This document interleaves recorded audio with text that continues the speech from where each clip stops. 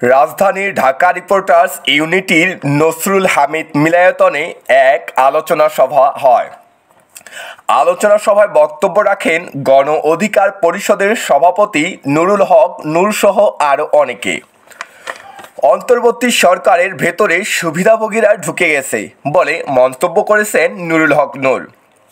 তিনি বলেন, বিএনপি জামায়াতের অংশগ্রহণ না থাকলে ছাত্র আন্দোলন সফল হতো না। এনজিও মার্কার সরকার নিয়ে খুব বেশি এগোনো সম্ভব নয় বলেও তিনি মন্তব্য করেন। তিনি আরও বলেন, হুট করে নির্বাচন দেওয়া যাবে না। অনেকের অনেক ক্ষুধা, তবে ডক্টর ইউনূসের প্রতি মানুষের আস্থা আছে।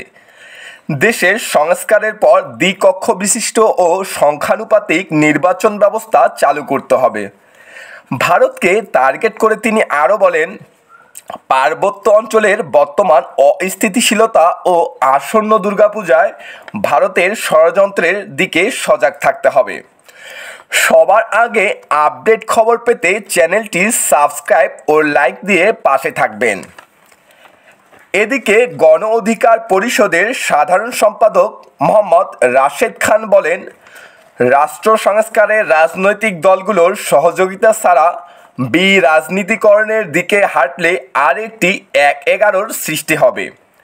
জগন্নাথ বিশ্ববিদ্যালয়ের শিক্ষক নাসির উদ্দিন বলেন, আন্দোলনে রাজনৈতিক দল ও সাধারণ জনগণ যুক্ত থাকলেও একজনকে মাস্টারমাইন্ড ও সমন্বয়কদের ত্যাগের কথা শুধু বলা হয়েছে।